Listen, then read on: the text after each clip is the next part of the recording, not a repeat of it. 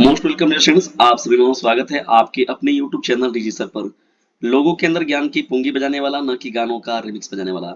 Most welcome dear students, आज का ये सेशन बहुत ही ज्यादा इंपॉर्टेंट है क्लास 12th के बच्चों के लिए, क्योंकि यहाँ पर हम लोग जो है बात करने वाले हैं आप लोगों के मोस्ट इंपॉर्टेंट इस मॉडल पेपर के बारे में, जो कि आपके लिए बहुत ही ज्यादा हेल्पफुल होने वाला है।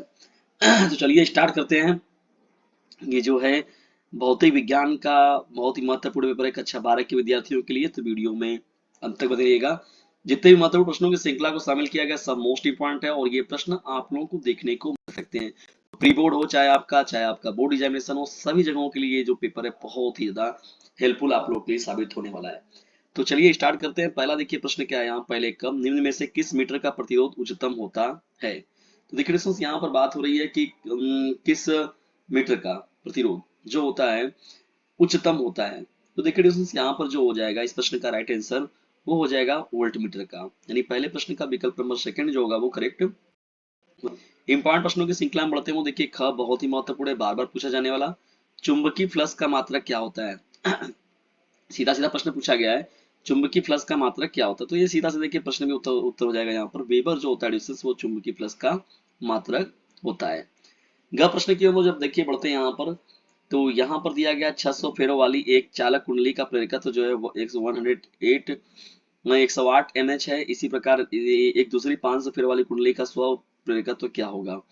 तो इसमें देखिए इसको सॉल्व किया जाएगा। इसको देखिए इसका 1990 mH जो होगा इस प्रश्न का राइट आंसर हो जाएगा। ठीक है ना, चलिए बढ़ते हैं हम लोग यहाँ पर प्रश्नों की श्रृंखला में अब आगे। ठीक है, यहाँ पर जब हम लोग आगे बढ़ते हैं तो यहाँ पर देखिए प्रश्नों की श्रृंखला क्या है आपकी, तो हम लोग बहुत आगे आगे, अभी तो बहुविकल्पी प्रश्नों की श्रृंखला ही आप लोगों की समाप्त नहीं हुई थी।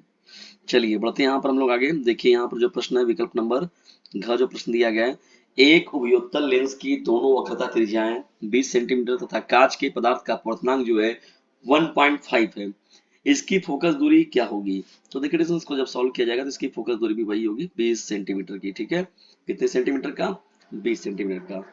अंदर देखिए प्रश्न क्या दिया गया है, प्रकाश के द्वारा धातुओं से उत्सर्जित इलेक्ट्रॉनों को क्या कहते हैं। अंदर जो प्रश्न दिया गया है, देखिए धातुओं से उत्सर्जित जो इलेक्ट्रॉन होते हैं उनको क्या कहा जाता है। तो इसे हम लोग बोलते हैं प्रकाश इलेक्ट्रॉन बोलते हैं। क्या बोलते हैं इसे हम लोग, प्रकाश इलेक्ट्रॉन की श्रेणी में रखते हैं। एक दूरस्थ वस्तु का आवर्धित सीधा प्रतिबिंब प्राप्त करने के लिए उत्तल लेंस के साथ किसका प्रयोग करोगे। तो देखिए मुख्य रूप से जो होता है डिस्टेंस ये अवतल लेंस होता है। क्या होता है ये, अवतल लेंस को लिया जाता है। ठीक है, चलिए बढ़ते हैं हम लोग यहाँ पर आगे अब प्रश्नों की श्रृंखला में, और इम्पोर्टेंट प्रश्नों की श्रृंखला है अभी।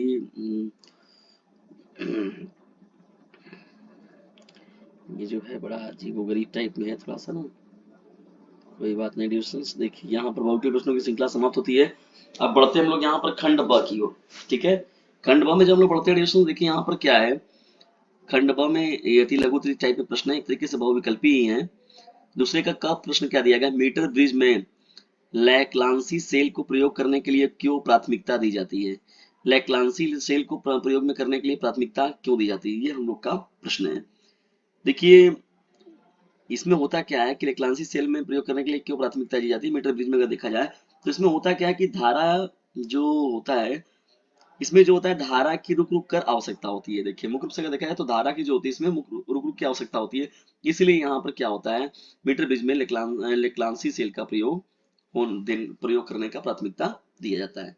ठीक है, दूसरे के देखिए ख प्रश्न की ओर जब बढ़ते हैं तो एक वैद्युत परिपथ में धारा मापने के लिए एमीटर को किस क्रम में जोड़ा जाता है।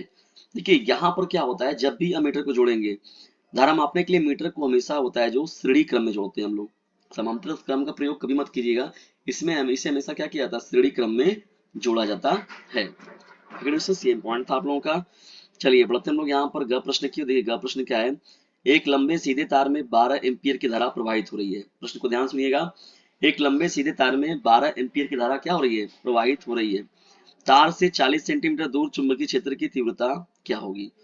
लिक्विडेशंस यहाँ पर जो है प्रश्न में आई दे दिया गया है आप लोगों का, आई करंट जो दिया गया है वो 12 एम्पियर दिया गया है। ठीक है, और यहाँ पर जो आर दिया गया है आप लोगों का, आर तो आर दिया गया है आप लोगों को कितना दिया है, 40 सेंटीमीटर दिया है। ठीक है, कितना दिया हुआ है, 40 सेंटीमीटर दिया हुआ है। ये है 40 सेंटीमीटर आप लोग का ना, 40 सेंटीमीटर। अब ये 40 सेंटीमीटर को यदि आप मीटर में चेंज करेंगे तो 100 से डिवाइड करेंगे आप तो 0 पॉइंट कितना हो जाएगा आपका, ये हो जाएगा 4। ठीक है, 0.4 मीटर में ही आपका ये आ जाएगा। ठीक है, ये हो गया आपका जो आर आ गया, आपका डिस्टेंस जो है 0.4 मीटर में हो जाएगा। अब देखिए चुंबकीय क्षेत्र की तीव्रता निकालना है आपको, ठीक है ना। चुंबकीय क्षेत्र की तीव्रता निकालने का फॉर्मूला क्या होता है, बी इज इक्वल टू क्या होता है यहाँ पर, बी इज इक्वल टू होता है, बी इक्वल टू, फार्मूला को याद रखिए, देखिए फार्मूला की बेस पर ही पूरी चीजें होती हैं। म्यू नॉट अपॉन 4 पाई क्या होता है डिस्टेंस, म्यू नॉट अपॉन, देखिए चीजें थोड़ी सी क्या है हमारे साथ, तो माउस भी नहीं है, लेकिन एक लैपटॉप भी हम लोग क्लीन, थोड़ा सा यही रहता है स्क्रीन पर तो मजा आ जाता है डिस्टेंस, लेकिन क्या किया जाए। अभी डीजे सर चैनल जिस दिन फेमस हो गया उस दिन देखिएगा, ये चैनल जबरदस्त तबाही मचाएगा, वो भी बिल्कुल आप लोग के लिए फ्री में एकदम। तो यहाँ पर देखिए क्या होगा, 2i अपॉन में कितना हो जाएगा, आर हो जाएगा। ठीक है, क्या हो जाएगा, ये आर हो गया। ठीक है, यानी B इज इक्वल टू हो गया, चुंबकीय क्षेत्र की तीव्रता जब निकालेंगे आप mu naught upon 4 pi into 2i upon R हो जाएगा। ठीक है ना। अब यहाँ पर चलिए हम लोग करते हैं इसको मल्टीप्लाई। तो जब मल्टीप्लाई किया जाएगा यहाँ पर तो देखिए जो वैल्यू दिया गया है सभी वैल्यू को रखा जाए यहाँ पर ना, यहाँ पर सीधे सीधे वैल्यू को रखा जाए, सब जो पूरा का पूरा दिया गया है। तो mu naught upon 4 pi into 2 into I upon R, तो यहाँ जो जो जो दिया गया वैल्यू सब वैल्यू को पुट करिए, सब वैल्यू को सॉल्व किया जाएगा रख के। देखिए जब रख के सब वैल्यू को आप सॉल्व करेंगे तो यहाँ पर तो 10 टू द पावर -10 हो जाएगा, यहाँ पर इसकी वैल्यू कितनी हो जाएगी, 10 टू द पावर -7 हो जाएगा, इंटू 2 इंटू आई की वैल्यू देखिए यहाँ पर जब इसे सॉल्व आप करेंगे तो डिस्टेंस यहाँ पर देखिए जो वैल्यू आएगा इसको सॉल्व करने के बाद वो वैल्यू रखिए, जब यहाँ से देखिए 12 एम्पियर आपका हो गया और यहाँ पर देखिए 40 मीटर हो गया था, जब इसको सॉल्व करेंगे आप तो 6 इंटू क्या हो जाएगा, 10 टू दी पावर आपका जो होगा वो हो जाएगा 10 to the power -6, 6 into 10 to the power -6 हो जाएगा ये आपका। ठीक है, और चुंबकीय क्षेत्र की तीव्रता का मात्रक क्या होता है, न्यूटन प्रति एम्पियर मीटर होता है। ठीक है ना, तो न्यूटन प्रति एम्पियर मीटर जो होगा वो राइट आंसर हो जाएगा। ठीक है, तो सीधा सीधा सवाल था आपका, केवल वैल्यू रख के आपको सॉल्व कर देना था इसको। ठीक है ना, चलिए बढ़ते हम लोग यहाँ पर आगे डिस्टेंस देखिए यहाँ पर। चलिए डीजे सर चैनल जिस दिन बेहतर तरीके से बना डिस्टेंस तो ये सभी काम पूरा का पूरा स्क्रीन पर आप लोग को बेहतर तरीके से और प्रोवाइड करने का प्रयास किया जाएगा। जिस दिन डीजे सर चैनल अपनी पहचान में आया पूरी बेहतर तरीके से, उस दिन तो ये तबाही मचा देगा आप लोगों के एजुकेशन की दुनिया में। लेकिन कहने का मतलब है कि ये आप लोगों के सपोर्ट से ही पॉसिबल होगा डिस्टेंस, जब ये बेहतर तरीके से होगा, जब हम लोग भी टेक्नोलॉजी के साथ बेहतर तरीके से जब आप लोगों के समक्ष प्रस्तुत होंगे। चलिए बढ़ते हम लोग दूसरे की घ प्रश्न की ओर, घ प्रश्न की ओर। देखिए घ प्रश्न हम लोग का क्या हो जाएगा, दूसरे का घ जो दिया गया प्रश्न है 14 सेंटीमीटर, बगल में देखिए लूम भी चालू हो गया है, हम लोग का रात दिन, कोई बात नहीं, चलिए क्या किया जाएगा भाई, अपना उनका काम है, हम लोगों का भी अपना काम है, आप पढ़ते रहिए रेगुलरली।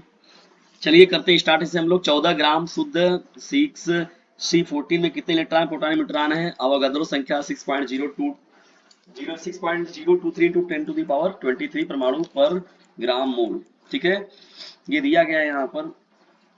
देखिए यहाँ पर से यहाँ पर जो है 6C14 ना, यहाँ पर 6C14 का अर्थ क्या है, देखिए ये तो आप जानते हैं कि जब 6 रहता है तो इसको हम लोग प्रोटॉन बोलते हैं। ठीक है ना, 6 ये प्रोटॉन हो जाएगा, इलेक्ट्रॉनों की संख्या प्रोटॉनों की संख्या।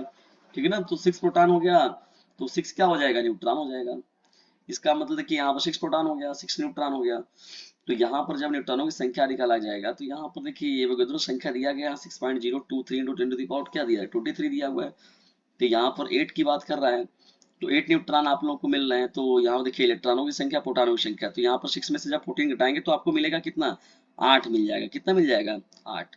ठीक है, तो ये 8 जो हो जाएगा वो न्यूट्रॉन हो जाएंगे। अब यहाँ पर वैल्यू कितना दिया गया आप लोग को 6.0, एवोगाद्रो संख्या क्या होता है 6.023, तो इसी में मल्टीप्लाई आप लोग कर दीजिए इसको, किसको, 8 में मल्टीप्लाई करेंगे आप 6.023 इंटू 10 टू द पावर 23 का, जब मल्टीप्लाई आप करेंगे तो आपका आंसर कितना आएगा, 4.816, कितना आएगा 816 हो जाएगा। ठीक है ना, 4.186 इंटू 10 टू दी पावर कितना हो जाएगा आप लोगों का, 10 टू दी पावर 24 हो जाएगा। 10 टू दी पावर कितना हो जाएगा, 24। तो ये आपका इस प्रश्न का राइट आंसर हो जाएगा। ठीक है, ये आंसर हो जाएगा आप लोगों का। तो इस तरीके से आप इसको सॉल्व कर लेंगे। अब चलिए बढ़ते हम लोग अंगा प्रश्न की ओर। देखिए अंगावा आप लोगों का प्रश्न क्या दिया है, एक गतिमान कण से दीर्घवृत्तीय तरंग एक एंगस्ट्रॉम है, कण का संवेग क्या होगा। देखिए लेमडा इज इक्वल टू कितना दिया गया है, एक एंगस्ट्रॉम दिया गया है।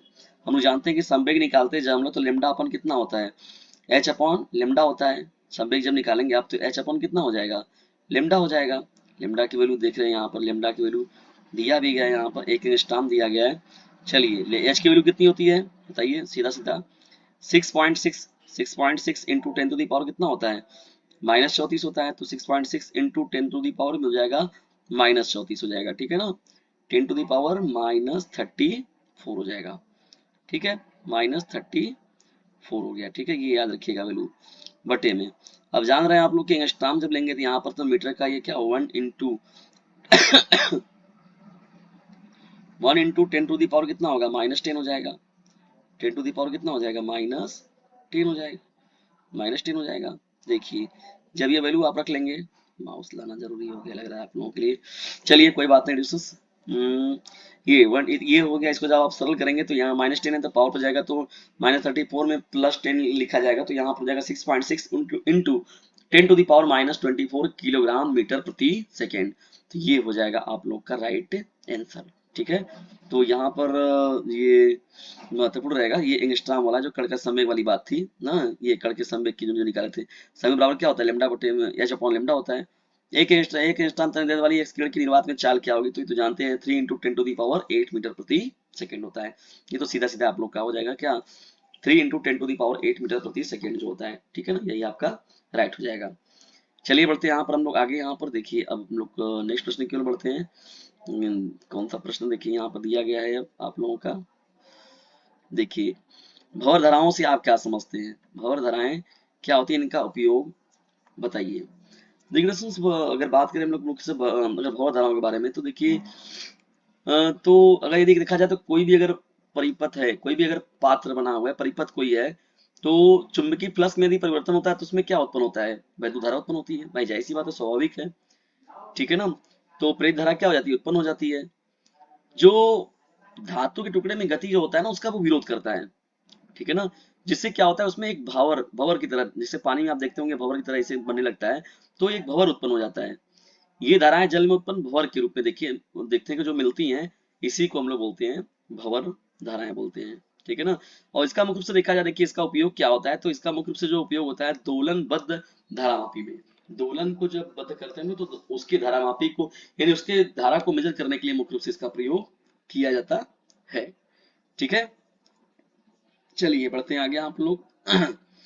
का जो प्रश्न दिया गया है, एक प्रत्यावर्ती वोल्टेज का समीकरण दिया गया है, V is equal to 200 √2 sine 450 pi T.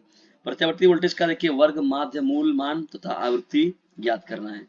देखिए V is equal to V naught, सीधा सीधा इसका हम लोग तुलना करने का प्रयास करें। देखिए यहाँ पर जब होगा इस प्रश्न का तुलना करेंगे आप, तो क्या हो जाएगा,